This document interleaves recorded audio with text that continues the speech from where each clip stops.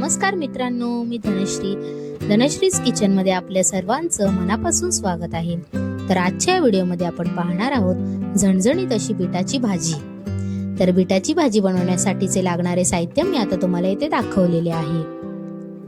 तर सर्वप्रथम आपल्याला एक कढईमध्ये तेल टाकून घ्यायचं आहे। त्यानंतर आपल्याला त्यामध्ये राई, जिरं आणि कढीपत्ता देखील टाकून घ्यायचा आहे।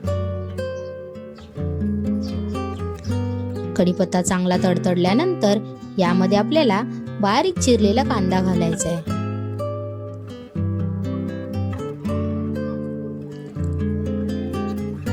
त्यानंतर आपल्याला हे सर्व मिश्रण परतून घ्यायचं आहे।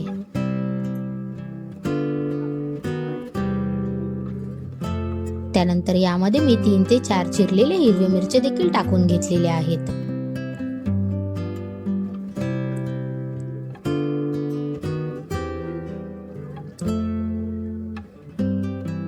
त्यानंतर यामध्ये हळद आणि हिंग देखील मी टाकून घेतलेले आहे।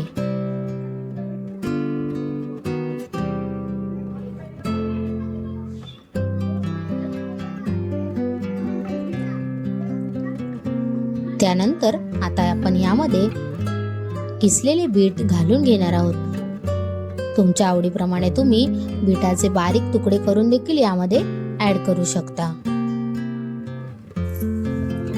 पुन्हा ही भाजी मी आता हलवून घेणार आहे।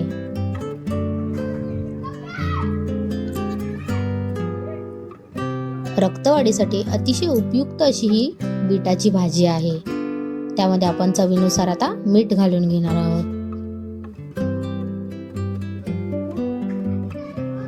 मीठ घातल्यानंतर पुन्हा ही भाजी हलवून घेऊन आपण त्यावर झाकण ठेवणार आहोत।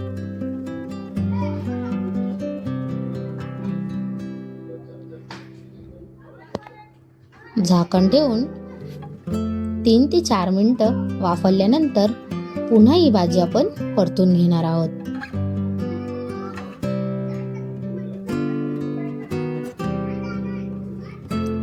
बीटाची भाजी ही शिजण्यासाठी जास्त वेळ नाही लागत। 4 ते 5 मिनिटांमध्ये आपली ही भाजी रेडी होऊन जाते। आता त्यामध्ये आपण चिरलेली कोथिंबीर आणि जाडसर वाटलेलं शेंगदाण्याचं कूट देखील आपण यामध्ये ऍड करून घेणार आहोत।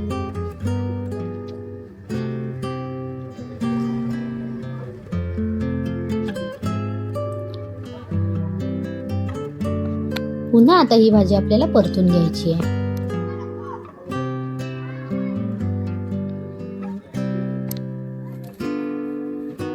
अगदी लहान मुलं देखील आवडीने ही भाजी खातात। एकदा नक्की ट्राय करून बघा।